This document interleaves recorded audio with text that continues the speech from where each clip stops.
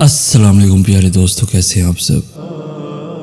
حضرت موسیٰ علیہ السلام نے اللہ تعالیٰ سے پوچھا، اے اللہ، تیری رضا کس میں ہے؟ فرمایا، میری رضا میری قضا میں ہے۔ جو میری قضا پر راضی ہوگا میں اپنے اس بندے سے راضی ہو جاؤں گا، اور جو میری قضا پر ناراض ہوگا میں بھی اس بندے سے ناراض ہو جاؤں گا۔ یہ دیکھیں کہ ہم اپنے رب کی تقسیم پر راضی ہیں یا شکوہ کرتے ہیں۔ کچھ لوگوں نے حضرت موسیٰ علیہ السلام سے ہی پوچھا کہ ہمیں کیسے پتہ چلے گا کہ اللہ تعالی ہم سے راضی ہے؟ فرمایا، میں کوہ طور پر جاؤں گا اور اللہ رب العزت سے پوچھوں گا۔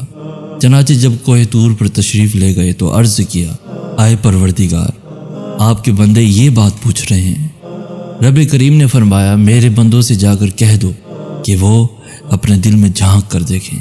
اگر میرے بندے اپنے دلوں میں مجھ سے خوش ہیں تو میں اپنے بندوں سے خوش ہوں، اور اگر وہ مجھ سے ناراض ہیں تو میں بھی اپنے بندوں سے ناراض ہوں۔ تو دل میں دیکھیں کہ اس میں اللہ تعالیٰ کے شکوے ہیں یا اللہ تعالیٰ کی محبت ہے۔ ہمیں چاہیے کہ ہم اپنے دل میں اللہ رب العزت سے راضی رہیں۔